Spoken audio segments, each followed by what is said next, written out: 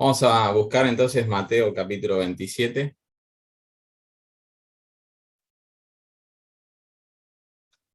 Y es un capítulo bastante extenso. Son 66 versículos.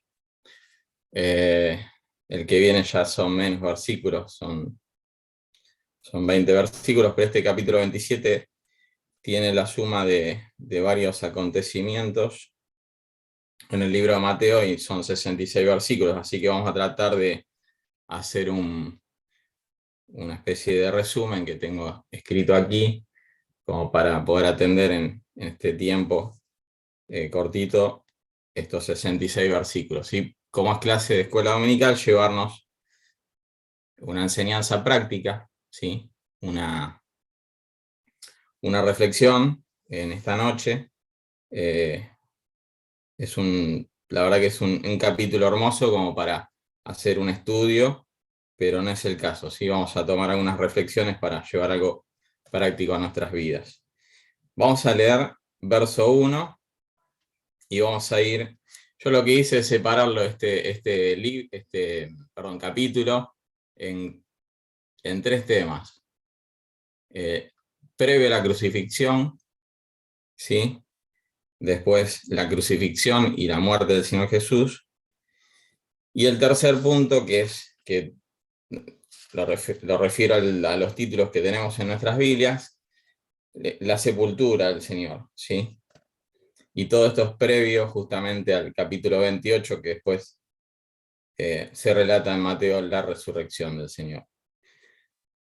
¿Cómo separar estos tres subtítulos dentro de esto? El primero lo vamos a dividir en 4 subtítulos que justamente son los 4 títulos que tenemos acá. Jesús ante Pilato, previo a la crucifixión, previo a la crucifixión, la muerte de Judas, previo a la crucifixión, Pilato interroga a Jesús y Jesús es sentenciado a muerte. Y leemos, el verso 1 dice, venida la mañana, todos los principales sacerdotes y los ancianos del pueblo entraron en consejo contra Jesús para entregarle a muerte, y le llevaron atado, y le entregaron a Poncio Pilato, el gobernador. Hasta acá la lectura. Si vamos a hacer, para no leerlo todo junto, vamos a ir leyendo por párrafos, por subtítulos, e ir atendiendo alguna meditación en cada uno de ellos. Me llamaba la atención, no sé si les pasa, hermanos, llama la atención cómo relata aquí Mateo, dice todos los principales sacerdotes y los ancianos, todos, me llamó la atención, todos, entraron en consejo para tramar de alguna manera la ejecución del Señor. Entraron en consejo contra Jesús, todos los principales, como que ni uno quedó fuera de este contexto. ¿Cuánto representa esto en la posición del mundo, ¿no? ¿Cómo está el mundo ante el Señor, ante Dios? ¿Cómo está el mundo entero? El mundo de siempre, el mundo de hoy. Llama la atención esto de los principales, ¿sí? En el mundo, cuando se juegan en un contexto de posicionamientos, de lugares, el mundo está armado así, ¿no? En lo laboral es muy así, digamos, que quien no quiere estar en una posición, ser principal. El mundo apunta a eso. Recién Tito, en la oración de Tito hablaba del gobierno. El contexto del mundo es así. Qué difícil es para cuando alguien se posiciona en algo principal, se puede llegar a tener la distancia ante la autoridad suprema que es Dios. Y esto estaba pasándole a estos principales y a estos ancianos del pueblo que estaban en una posición, que estaban queriendo resolver algo por sus cuentas, y como pasa en el mundo también,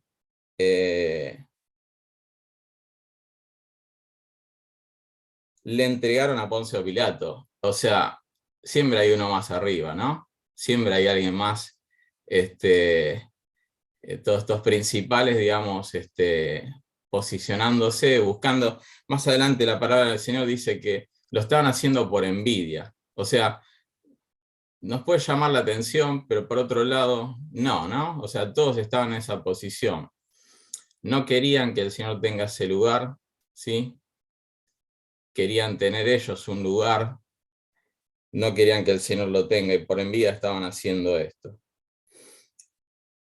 Llegaron a atarle, como si pudiéramos atar humanamente al Dios y creador de todo. Pero así se comporta el mundo se comporta de esta manera. Pretende atar situaciones, pretende atar a otros para estar posicionados e incluso resuelven cosas como para presentarlo ante otro más principal aún, ¿sí? Humanamente hablando.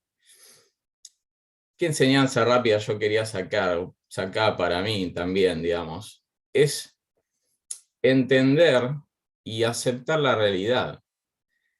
El Señor estaba transitando esto, y esta era la realidad que estaba aconteciendo.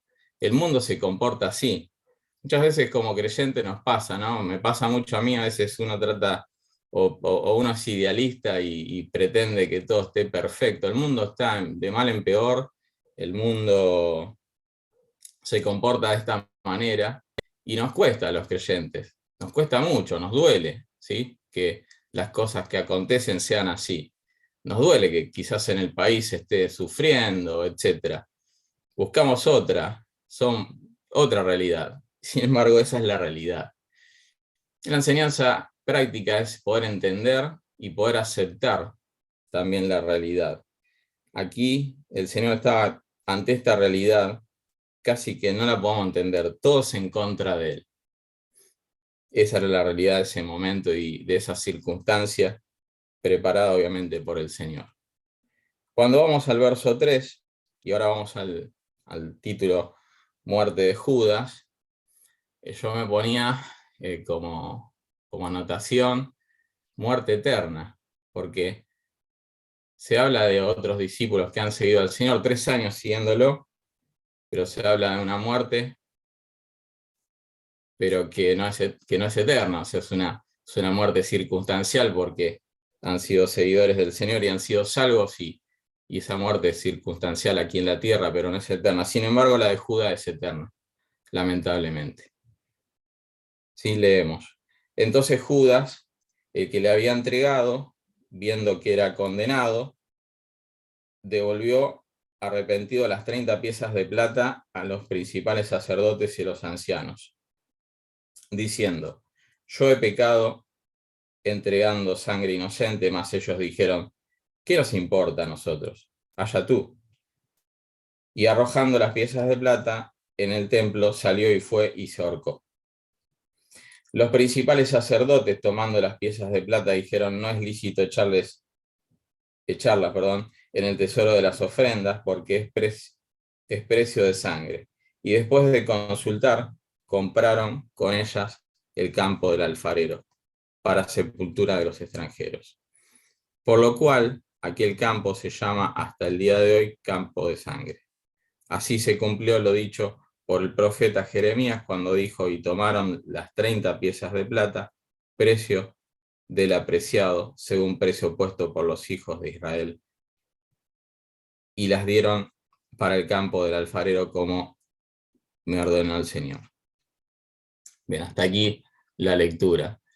Yo tengo aquí, si bien lo hemos escuchado un montón de veces, tengo otra versión que lo expresa, que es la NTV, pero lo hemos escuchado varias veces. De Judas no fue un arrepentimiento, sino más bien un remordimiento. Sí, lo hemos escuchado en enseñanzas de nuestros ancianos en la congregación, clarificando muy bien esto, ¿sí? Que fue un remordimiento, no fue arrepentido. Tuvo un sentimiento de culpabilidad, como puede tener una persona por algo que hizo mal, que la intranquiliza, que no le da sosiego, que está con desasosiego. Y eso es lo que le ocurrió a Judas. Yo lo leo, se los leo desde la NTV, dice: Cuando Judas, quien lo había traicionado, se dio cuenta de que habían condenado a muerte a Jesús, se llenó de remordimiento.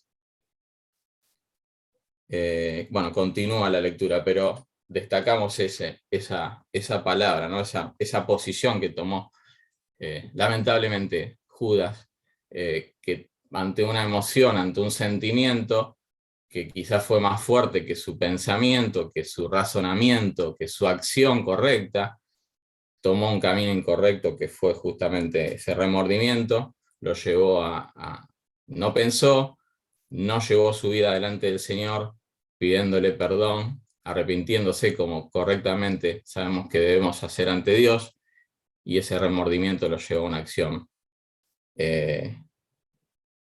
mala, que salió, se fue del lugar y se ahorcó. Entonces la enseñanza práctica y rápida que podemos destacar y cortita es poder pensar el próximo paso, que pensemos, ¿no? ¿Cuál es el próximo paso a dar? Que lo pensemos, que lo razonemos, que entendamos lo que tenemos que hacer delante de Dios y que no nos lleve un sentimiento, una emoción a tomar acciones incorrectas, ¿sí? Como en el caso de Judas, que fue remordimiento ante lo que hizo. Bueno, vamos a un subtítulo más dentro de este primer punto que decíamos, todo esto previo a la crucifixión. Pilato interroga a Jesús. Verso 11. Jesús, pues, estaba en pie delante del gobernador, y éste le preguntó diciendo, ¿eres tú el rey de los judíos? Jesús le dijo, tú lo dices. Y siendo acusado por los principales sacerdotes y por los ancianos, nada respondió. Pilato entonces le dijo, ¿no oyes cuántas cosas testifican contra ti?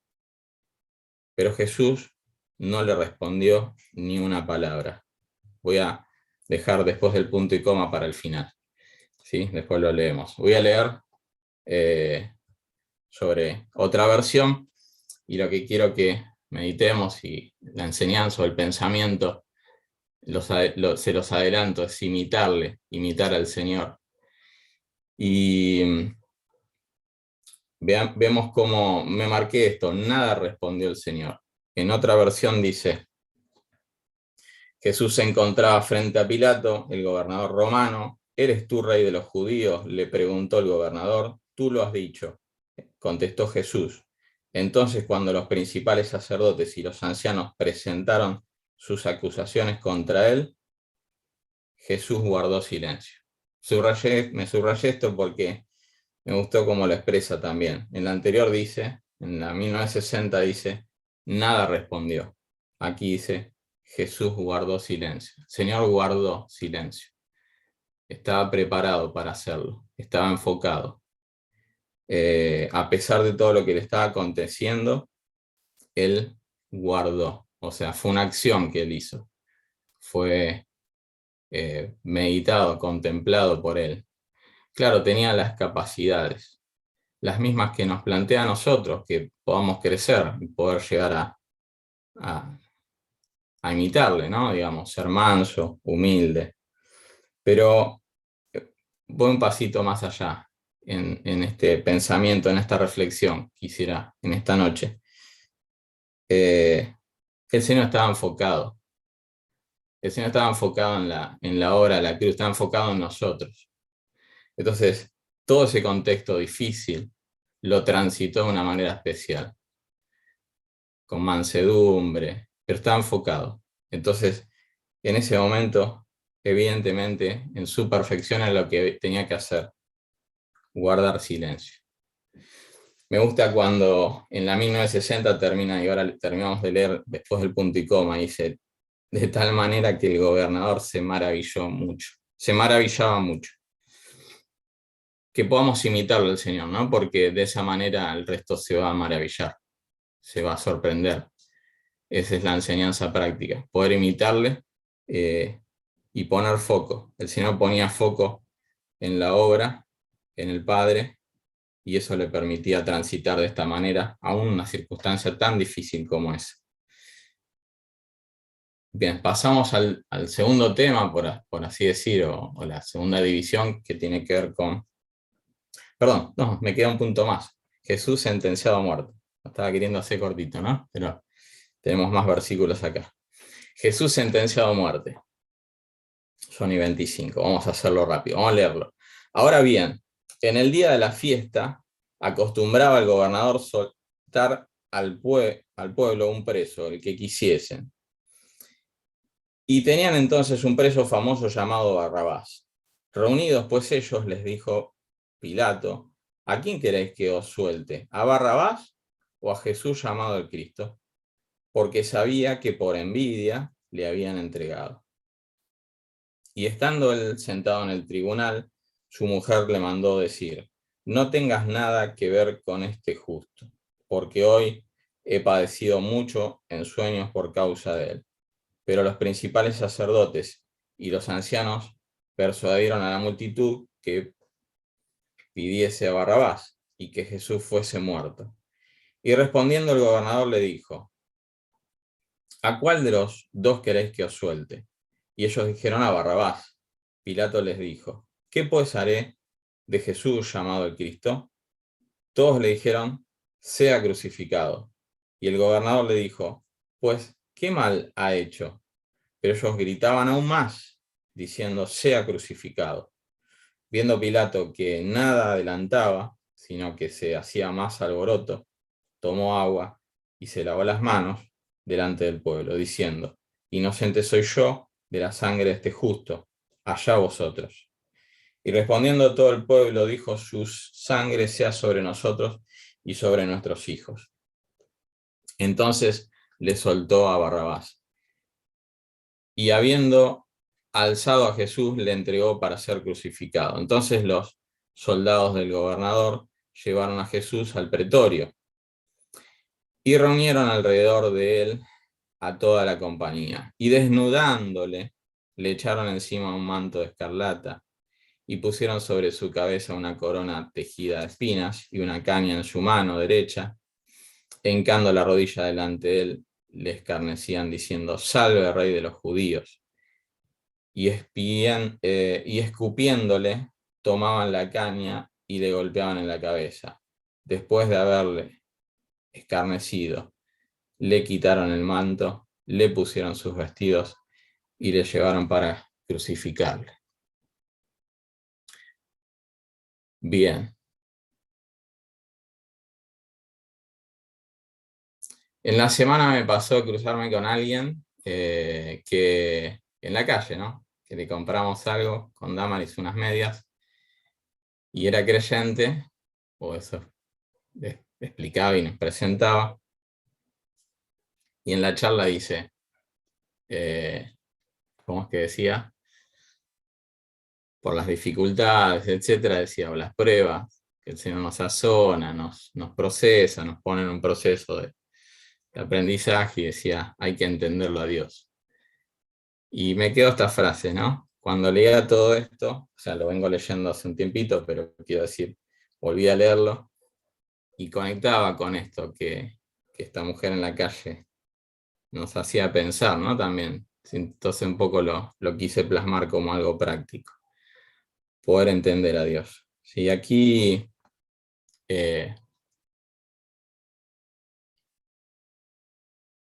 lamentablemente la realidad, digamos, la que estaba aconteciendo, el Señor, perdón, me crucé de enseñanza con esta es otra, perdón. Lamentablemente la realidad aquí genera la sentencia, ¿no? Acá, la realidad que veíamos al principio, ¿sí?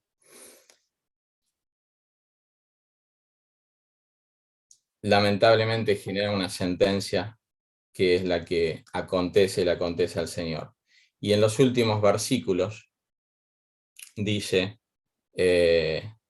justamente todo lo que el Señor sufrió. Entonces, el 27, los soldados del gobernador llevaron a Jesús al pretorio y reunieron alrededor de él a toda la compañía. El pretorio era como un lugar en donde estaba el gobernador, ¿sí? Era antes como la guardia general, ¿sí? Y donde allí estaba el gobernador. Reunieron ahí toda la compañía, lo desnudaron al Señor le echaron encima un manto de escarlata, le pusieron en su cabeza la corona de espinas, con una caña en su mano, le escarnecían. ¿Qué significa esto? Justamente se burlaban de él. Lamentablemente la realidad que vivimos trae su sentencia, ¿sí? Le estaba aconteciendo esto al Señor. Esta sentencia de que esté Él siendo escarnecido, que esté siendo burlado con frialdad, con crueldad, con desprecio, ¿sí? Justamente el desprecio era tal que dice el verso 30, le escupieron, tomaron la caña y le golpeaban en la cabeza. Para llegar a esta posición, más allá de las burlas, salve rey de los judíos, lo que le decían, había un desprecio, al punto de escupirle y al punto de con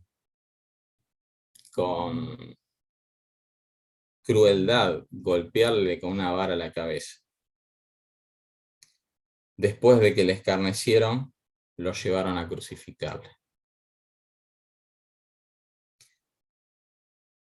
Lamentablemente es así, hermanos. En la vida vamos a tener tenemos realidades que vivimos y el mundo genera su sentencia sobre los cristianos, como hicieron con el Señor Jesús. Nos puede tocar a nosotros, ¿no? Nos puede tocar, nos puede llegar tenemos que transitar dolencias, sufrimientos. Y así está dado el mundo. Lamentablemente podemos decirlo, pero es la manera en que tenemos que transitarlo. Tenemos que ser conscientes de esto. Bien, ahora sí vamos al punto 2, ¿sí? Que es justamente el de crucifixión y muerte del Señor Jesús. Y ya que lo adelanté, pero porque me equivoqué, ando un poquito mal de la vista últimamente, y crucé acá las anotaciones, vuelvo a hacer referencia a esto que pensaba. Vamos a transitar esta lectura pensando en eso, entenderlo a Dios. Quizás muchos aquí, en este contexto, no lo estaban entendiendo. Y puede que en el mundo muchos no le entiendan a Dios. Sin embargo, Dios actúa y está actuando. Y Él está en su voluntad, haciendo lo que tiene que hacer. El tema es que cada uno de nosotros podamos entender. Dice, verso 32, cuando salían, hallaron un hombre de Cirene que se llamaba Simón, a este obligaron a que llevase la cruz, y cuando llegaron a un lugar llamado Gólgota, que significa lugar de la calavera, le dieron a beber vinagre mezclado con hiel, pero después de haberlo probado, no quiso beberlo. Cuando lo hubieron crucificado, repartieron entre sí sus vestidos, echando suertes, para que se cumpliese lo dicho por el profeta, partieron entre sí mis vestidos, y sobre mi ropa echaron suertes. Y sentados guardaban allí, y pusieron sobre su cabeza su causa escrita: este es Jesús, el Rey de los judíos. Entonces crucificaron con él a 2 ladrones, uno a la derecha y otro a la izquierda, y los que pasaban le injuriaban meneando la cabeza. Y diciendo, tú que derribas el templo y en 3 días lo reedificas, sálvate a ti mismo, si eres hijo de Dios, desciende de la cruz. De esta manera también los principales sacerdotes, escarneciéndole con los escribas y los fariseos y los ancianos, decían, a otro salvó, a sí mismo no se puede salvar. Si es el Rey de Israel, desciende ahora de la cruz y creeremos en él. Confío en Dios, líbrele ahora si le quiere, porque ha dicho yo soy hijo de Dios. Lo mismo le injuriaban también los ladrones que estaban crucificados con él. Y desde la hora 6 hubo tinieblas sobre toda la tierra hasta la hora 9. Cerca de la hora 9 Jesús clamó a gran voz diciendo, Elí, Elí, lama sabactani, esto es, Dios mío, ¿por qué me has desamparado? Y algunos de los que estaban allí decían al oírlo: a Elías llama a este. Y al instante, corriendo uno de ellos, tomó una esponja y la empapó de vinagre, y poniéndola en una caña le dio a beber. Pero los otros decían: deja, veamos si viene Elías a librarle. Mas Jesús, habiendo otra vez clamado a gran voz, entregó el espíritu. Y he aquí el velo del templo se rasgó en dos, de arriba abajo, la tierra tembló y las rocas se partieron, y se abrieron los sepulcros, y muchos cuerpos de santos que habían dormido se levantaron. Y saliendo de los sepulcros, después de la resurrección de él, vinieron a la santa ciudad y aparecieron a muchos. El centurión y los que estaban con él guardando a Jesús, visto el terremoto y las cosas que habían sido hechas, temieron en gran manera y dijeron: verdaderamente este era hijo de Dios. Y estaban allí muchas mujeres mirando de lejos, las cuales habían seguido a Jesús desde Galilea sirviéndole, entre los cuales está María Magdalena, María la madre de Jacobo y de José, y la madre de los hijos de Zebedeo. Bien. Interesante lectura, ¿sí? Hermosa para detenerse, punto a punto, pero vamos a hacer un resumen de la siguiente manera. Hay un contexto, como podemos ver en el mundo, con preguntas, desafiándolo a Dios, no aceptándolo, cuando en realidad hay otra realidad que se manifiesta en la persona del Señor, en su palabra. Él es verdad, yo soy el camino, la verdad y la vida. Y es lo que estaba aconteciendo, había una realidad que estaba aconteciendo, que era la salvación, del medio de salvación de nuestros pecados, de todo aquel que acuda a él y se arrepiente. Y parece que no le entendían, que no se daban cuenta, que mezclaban.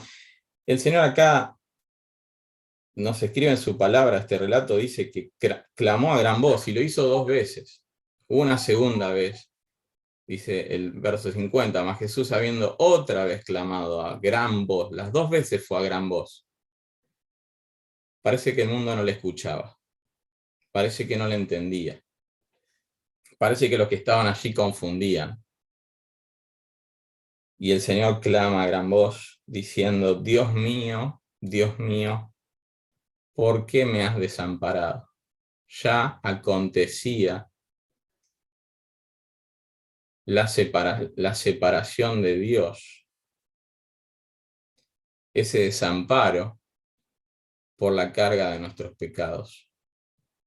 Esto estaba aconteciendo y el mundo no entendía a Dios. Y lamentablemente el mundo no entiende a Dios. Entiende lo que el mundo quiere entender.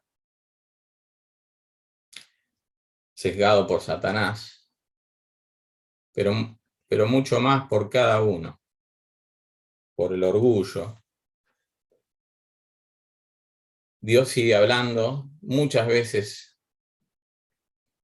pone una realidad tras otra y el mundo no la ve. Como la realidad de los versos 51 en adelante: el velo se rasgó, la tierra tembló, las rocas se partieron, se abrieron sepulcros, como si fuera algo que es de todos los días, y muchos cuerpos de santos dormidos se levantaron.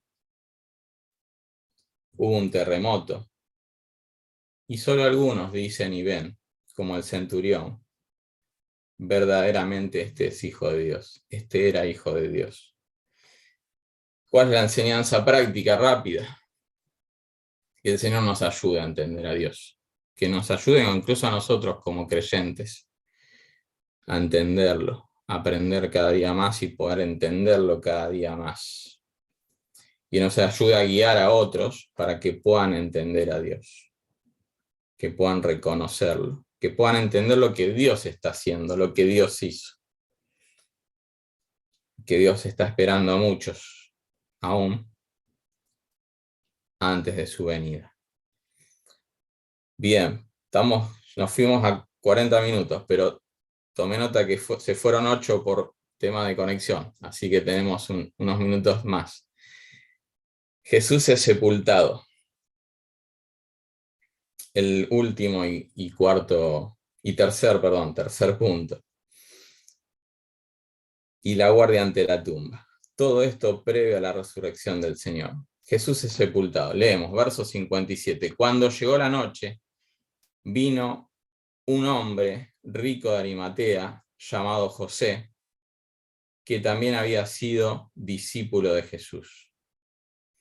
Este fue a Pilato y pidió el cuerpo de Jesús. Entonces Pilato mandó que se diese el cuerpo, y tomando José el cuerpo, lo envolvió en una sábana limpia, y lo puso en un sepulcro nuevo, que había labrado en la peña, y después de hacer rodar una gran piedra en la entrada del sepulcro, se fue.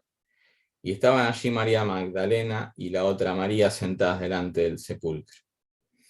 Al día siguiente, que es después de la preparación, se reunieron los principales sacerdotes y los fariseos ante Pilato, diciendo: Señor, nos acordamos que aquel engañador dijo, viviendo aún, después de 3 días resucitaré.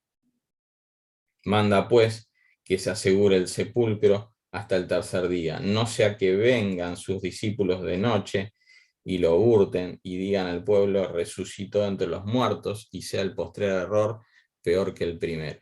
Y Pilato les dijo: ahí tenéis una guardia, id, aseguradlo como sabéis.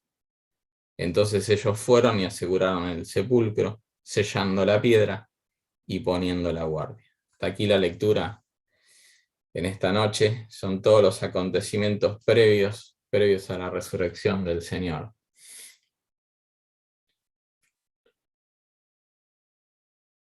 ¿Qué podemos decir en esto, no?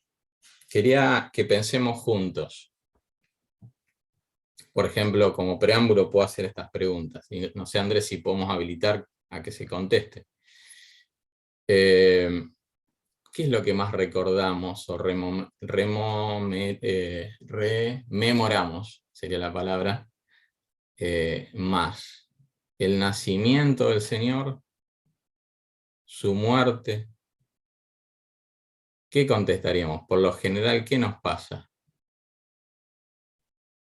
¿Pueden contestar? Bueno, Está habilitado el micrófono. Está habilitado el micrófono. leo algunas bocas, perdón. Entonces, lo quería hacer interactivo. Sé que se está grabando, pero es más fuerte que yo. Quería hacerlo interactivo. La muerte, es lo que percibí, ¿no? Desde acá. Confírmenme con las cabezas si escuché bien o no. Nos pasa, ¿no? De hecho, gracias al Señor, digamos, también hacemos todos los primeros, como un mandato, todos los primeros días de las semanas en todo el año. Rememoramos, recordamos, hacemos memoria de su obra, de su persona, de la muerte. Del nacimiento son menos. No quiere decir que no lo recordemos, pero bueno, quizás en cantidad es mucho más la muerte. Y me hacía esta pregunta también yo, ¿no? Me la hago para mí y la dejo en reflexión. ¿Cuánto en la memoria que hacemos de su muerte, cuánto acoplamos o complementamos en ese pensamiento? Si está bien la palabra, no la tengo pensada, no sé si está bien, no es que tenemos que acoplarlo, pero el pensamiento, el recordar su resurrección, recordar ese momento, o tenerlo presente en todo momento. Como seres humanos, a veces, por lo general, lo digo, no lo digo que... Creo que por lo general nos pasa eso. Nos quedamos sin meditar tanto, sin pensar tanto en el poder, justamente, y la esperanza viva que nos trae su resurrección. Porque va acoplada a su muerte. Murió por nosotros, pero sin su resurrección, vana sería nuestra fe, nuestra creencia, todo lo que tenemos por escrito y vivimos, ¿no? Ahora, el Señor antes de llegar a esa, podemos decir, esa cúspide, ese resultado de la resurrección, transitó todo un proceso, transitó todo este proceso.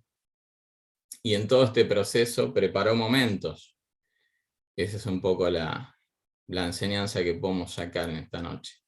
Preparó momentos, preparó detalles, preparó herramientas. Y como herramientas somos nosotros. Las herramientas somos nosotros. Y en este caso, antes de su resurrección, termina este relato con justamente su sepultura. El Señor comenzó en un nacimiento en la tierra, ¿no? Porque el Señor es eterno.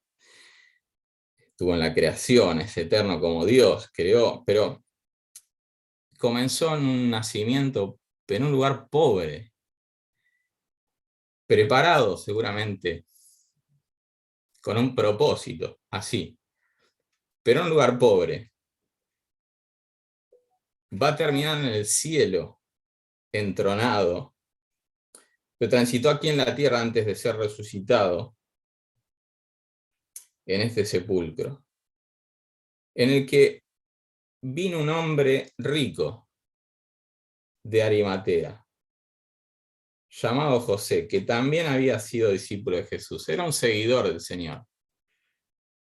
Me ponía a pensar que quizás, bueno, yo no quiero meterme por ahí en otro libro, porque más adelante se va a estudiar, pero en otro libro habla de una palabra especial que no la voy a mencionar para dejarla